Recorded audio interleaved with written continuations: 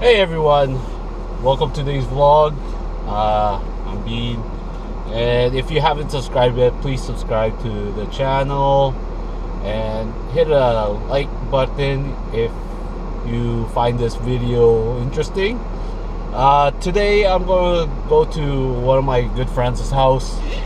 I'm just going to need my sunglasses, because it's nice and white out here, nice and white, full of white sand. What is today? We're gonna do a walkthrough with a friend of mine's car. He's a good friend of mine, another car enthusiast. He has a Hyundai Veloster, and I haven't seen that car up close. So he's gonna give us a quick tour and what it feels like, or what his point of view of it. And he has another car too that we grew up to get. Well, basically another car friend of mine, so we always hang out. And yeah, so come and join us. So I'll see you in a bit.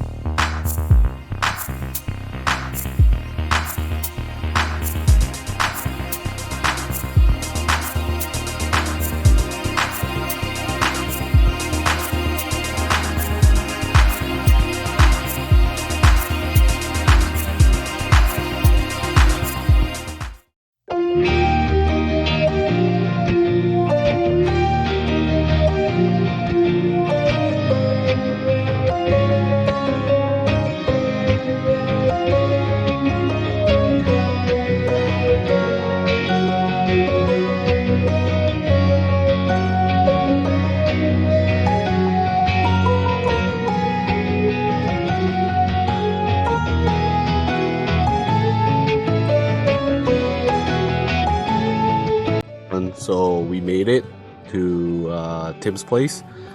First thing first, I'm just messaging him right now saying that we're here. Yeah, he's a good friend of mine. We've known each other for a long time. Just give me a sec here. Yeah, he's one of my good friends here in Regina, one of my car communities. Good friend of mine. He learned a lot. He learned from me, and that's what I do. I like to share my knowledge to everybody, saying that this is how such and such how to do it this way, or he's not too sure, he asks me. Either way, no matter what happens, he always messages me if he's not too sure. So it's nice. It'll be great to see him again in person, not into video chat. So anyways, let's get on to it, and we'll go meet Tim.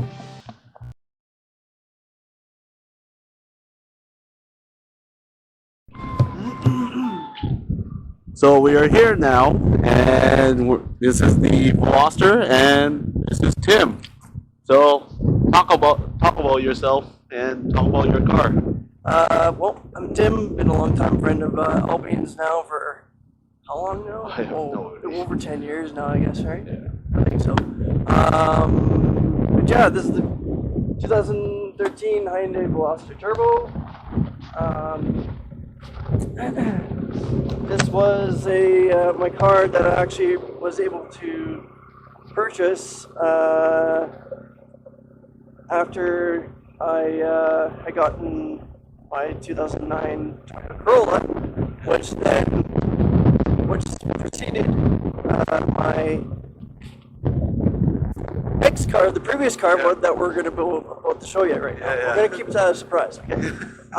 So 2013 Toyota, Hyundai Veloster Turbo, pardon me. These cars, I'm sure you all know, it's a coupe on the left side.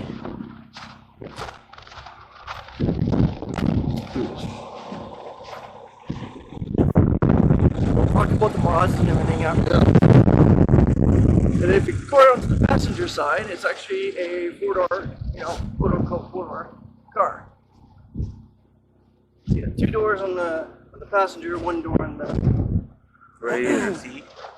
Oh, yeah. It's up there. Let's get unlock it. Oh, sorry.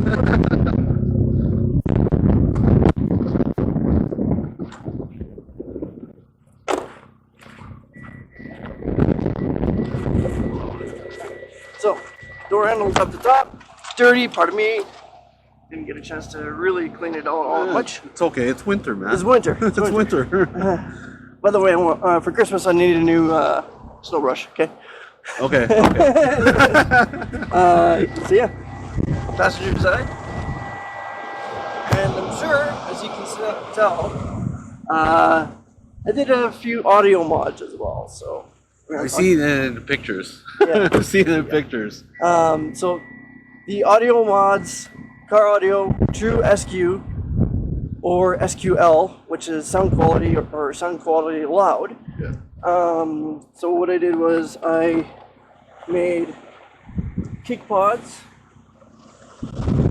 Now everything is made by me except for the speakers, of course.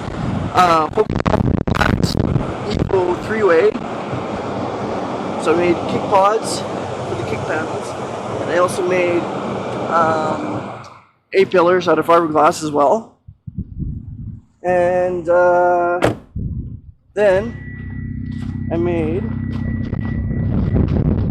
You'll have to forgive me, it's not covered just yet in Alcantara, but Look at that. I made all that as well. It's okay. It's okay. It's work in progress. This is working very proper, actually. And you had the Dynamex coat on it. Acoustics, Sound barriers. sound deadening, and what I did was I did a hatch, and I've got the interior pieces in there that I'm working on right now, actually. And then what I did was I tore apart the whole car, and I did sound deadening of the body metal on the interior, underneath the plastic trim, and take out the seats and everything. And then what I did was I put sound deadening on the interior plastic pieces as well. It's a complete true fiberglass, form-fitting fiberglass enclosure. And the amp rack idea I just kind of threw around with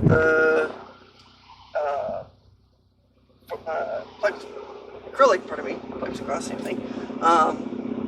With the bridge being used to do the RCA cables, which I also made myself. Yeah.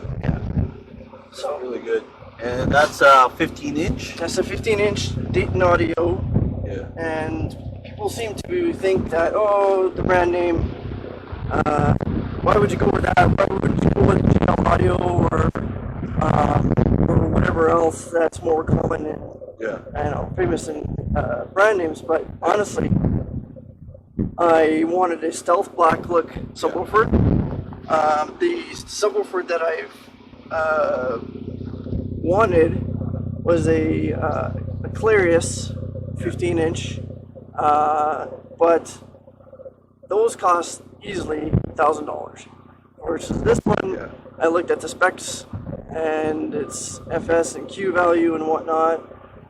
It was very closely matched to the one that I wanted in the first place. So built to the spec, this subwoofer enclosure, everything. It sounds like very, very tight. Like nice. We can't do a demo because copyright. I mean, We can't. we'll pause it and be like, I'll listen to it. I'll listen to it. yeah, you're gonna be sitting in the front seat of the driver's side. By the way, so. I'll hear it. Yeah, so that's the audio portion of the thing. For the amps, I went with a 4-channel amps. One to run the fronts, the mids, and the tweets up with the pillars, and then the 4x500 is running the kick pods and the subwoofer. And you don't need a lot of power to even run a single 15-inch when you're doing sound quality in a build, right? So I didn't want to do SPL because if I did SPL, there was going to be a lot of rattles, which I'm trying to minimize, and I'm still didn't get all the rattles done, even with all the sound indicated. But for what it actually sounds like, it sounds really, really good. And I'm getting a new DSP, hopefully soon, to get an even better sound. And the audio system was actually professionally done and tuned by a gentleman down in the States remotely. And we just did like a remote tune-up through the internet, and he had the microphone in there, and he just did everything good. And there's still a lot more you can squeeze out. That's good. So, obviously the car is up on winter wheels. These are not the actual summer wheels and tires. These are winter setup. The winter wheels, the summer wheels, I can... just put a picture. I'll put a picture up. I'll send you a couple pictures. I'll put a picture up. Yeah. And, it's... And the rally... I had to go with it because it just makes the stance a little bit more, Exactly. Exhaust system custom done by Minute Muffler Brake in Regina here. It's the stock diameter of the exhaust system of the OEM version. But just deleted muffler, but added in a resonator to make it a little bit more throaty and deeper, right? So added tips, added that's pretty much it, aside from underneath the engine, or in the front, pardon me. In the back, well, the front. In the front, it's an aftermarket grill that I actually I did it myself, and the pictures were really good too. Yeah. Send me pictures. I will, for sure, So it tore apart the front bumper. I actually had to Dremel out the stock grill, get some automotive goop. I think that's what it's called. Yeah. And tons of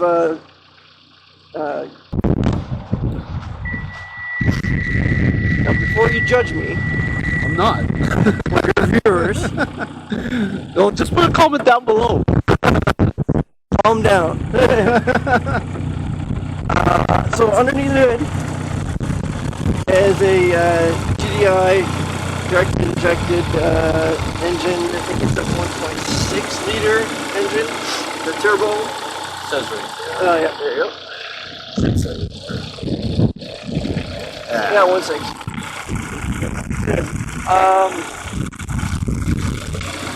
Everything is stock pretty much. It's very hard on the stock engine to mod it because the internals on the specific year of the 2013, they had up to a certain month, they actually used the NA, the nav rods to put into the turbo engine, and finding it that the engine was warming up. They realized their mistake, and they went to an upgraded rod, and it has inside an engine upgrade the rods. But the thing is, even then, if you're doing any kind of mods, there's still very much. In terms of engine components, a homemade, professionally done cold air intake. I know that professionally made. Homemade professionally done, but no wall there. Use base setup worker valve. It's good. And the air inbox is a temporary solution, because we then realized afterwards that this part right here is the snorkel that feeds down, and it curls up, and then there's the air intake duct right there. So my next order of things is to take out the air intake box, revamp it, take the snorkel out, and then fit it to that, so that actually it'll be like having another vent right here, so then it'll actually get proper air intake flow. I know I have a exhaust heat shield wrap on the air intake system. It's pointless, I know it, but hey, it looks cool. Yeah. It was for free. The guy gave me the wrap for free, and how can I not use it? Right? Okay, so, here, if you guys wondering about this plug, that's a block heater. Yes. It's mandatory in Saskatchewan. It is, because if you don't have it, these engines are pretty much a pretty princess on Valium. They're just very, very touchy. It sucks. Yeah. You know, because the cars are based out of Korea, and the weather there is much different from what it is here. So, battery I upgraded myself is to a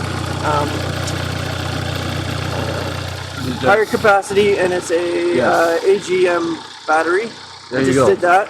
Yeah. That helped quite a lot. AGM battery is way better. Hugely better. And especially the technology on these cars these days. There's so much. Yeah. Power hungry, man. Yeah, absolutely. I also did the upgraded LED projector lamps to an LED bulb. Yeah. I went through 5 sets of LED bulbs to actually land where I'm at right now. Yeah. All the rest of the LED bulbs that I went through all had the plastic clips that when you swivel it into the socket, and they break because of the heat. They get so soft that they break, and the LED was just flapping around. And then there's also canvas error codes on the LEDs. It was a fucking mess. Another thing I also added in was the mandatory, if you're running direct inject with the turbo, you need an oil catch can. So you tell that to everybody with GDI. You need an oil catch can. You know, especially on a GDI. Especially on a GDI. Yes. Because a GDI, the fuel system is directed injected, not on top of the valves, in between the valve and the actual not into the intake system. It's between the valve and valve inside the cylinder wall. Yes. Cylinder. So when that happens, because the fuel doesn't actually like coat the valves and it, you know. Yeah. So, oh, I've seen it, man. I've seen it. Ridiculous. And then if you don't have that, you're gonna have a bad time with carbon buildup, because then you're losing performance, and then you actually have to get not just performance. You'll go like emissions as well. Yeah. It's just going to build. Yeah. There's going to be a buildup of carbon buildup. And when that happens, if you get it too far gone, you actually have to get a walnut blasting done, and that's not cheap. That's not cheap. I'm coming to you, man. So, of course.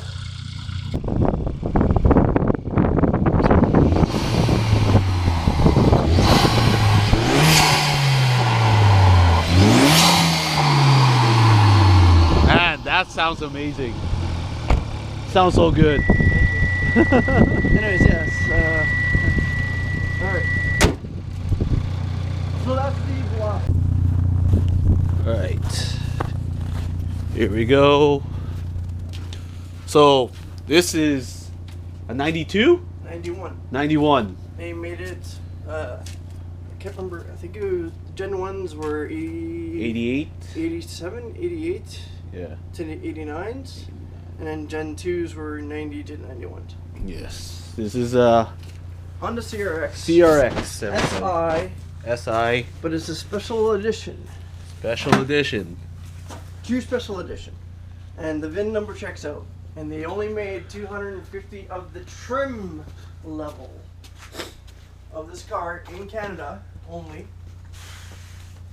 And unfortunately, when I got it, it was repainted, because the original, the car comes with a number of trim level It's dusty. Edition. Yes, it's dusty. It's in the car. It's not out in the elements. No. However, there's a story behind this afterwards too. So, anyways, so the special edition comes with the spoiler. It also comes with the front chin spoiler, but it's not on the car right now. Yep. It comes with a leather-wrapped steering wheel. It came with a double din stereo, and this is the silver paint, most of all, which is called Vogue Silver, and I was lucky enough because I had to clean out the interior in detail. Yeah. So this is what it looks like. This So is good. this is a sunroof, everybody. Yeah. The original sunroof. And it's actually working condition. This is the sunroof back then. There was no glass. Yes. Yeah. And it has a two button instead of one button. Is tilt and then open or That's true, yeah. separate. Yep. Now it's And- all one button now. And there's no rust on the sunroof. Yeah. However, See? there's rust on the rest of the car. Unfortunately, I've had this car for 10 years, and it deserves proper restoration. There's only 250 made within Canada. Last time I checked, there was maybe 30 of them plated in the whole world. Yeah. But In original condition, perfect condition, like mint condition. There was one sold in the States like a number of years ago for easily like $25,000. yeah, well, it's still going up. Yeah, Yeah, it's still going up. It's still going up. The market for these kind of cars, classic Japanese cars, they're going up they're going up. They don't they don't lose that much value anymore. No. I was very blessed with the seats because the seats, the side bolsters always tear. These Yes. original seats. Right here. And yeah, like everything's pretty much original. It needs a new paint job. I even got the decals to put on the side of the doors. Yeah. I managed to get those. Unfortunately, it does not have the original engine in it. I tried so hard to find it. I could not find it. Well, Because the dude that had it before me replaced an engine in it. So I have no idea where it is. well, So this car was bought after the red CRX was totaled. yes. That's the car that I remember. Yes, the 91 Honda SI, Honda CRX SI. Yeah. Yeah. This is the hatchback. Yes. This is like before, like all the Civic hatchbacks. This is the one true connoisseur. Like this is where I want to say like this is where it's kind of started it all, Yeah. right? The tuning scene, basically. The tuning scene. This was actually supposed to be like a grocery go-getter Yeah. of a hatchback. Yeah. And it was just like an economical car. Yeah. What Honda didn't really know was, the tuning enthusiasts. They turned it into like a mean machine for tuning And after this, CRX was the Del Sol. the Del Sol, yeah. And then And there's, then that was there was a cut in between, and then the CRZ. yes, The CRZ. which we won't get into. Yeah. I've seen it. I was Yes. like, dude. Honestly, if they didn't have a hybrid engine and kept put a But- K20 engine in Yeah. it, that would have been phenomenal. But this one, someone can restore this and put a K series motor in it. Someone will do it. I've had a number of inquiries about people wanting to buy it. But if you guys are interested in buying this, he wants to try to sell it. I want to sell it to the right seller that will actually like restore it. Yes. I don't want somebody to be like modding it up and putting wide fender flares and stickers all. A collector will buy this. Yes. A collector and restore it. I There's not that too many around. Don't forget, there's No. not too many around of these. I've had inquiries from people down in the States. One guy from New Jersey just didn't go through it. Yeah. I will tell you the truth. It's been sitting in this garage for quite a while time, and as you can see, the roof had leakage, Yeah. indirect leakage, and because of the roof was broken. It's now since been replaced, Yeah. so it's fixed. But anyways, an indirect leak, which caused all the rust that you kind of see on the car. Right? Yeah. However, the underbody is undercoated. Unfortunately, it does not have a clean title on it because that's the way I just bought it. I don't know what happened, That's fine. but it's it's not hard to source out parts for this car. You can still get sheet metal, like prefab sheet metal for it, replacement arches and fenders, and it's not hard to actually fix up the hatch. Yeah. And the bumpers are still great on it. Just a little bit of No holes. paint here. We'll go with this. No holes. no holes. No. No holes. It's still fixable. Yes, absolutely. And it's just surface rust, pretty much. Yeah. Just grind it That's down. what you get when you're in Canada. Yeah. Everyone. Yeah. At least it's not we're in Ontario or Quebec, full of salt. Yeah, it's rough. This one's I not don't, that bad. I don't envy you guys whatsoever. Yeah, you get used to it though. Anyways, I'll put a email if you guys are interested in buying or interested in inquiring about the CRX. He is trying to get rid of it, Yeah. so I'll But put to it. the right seller, please. So email, good offer, everybody, because not too many of this around.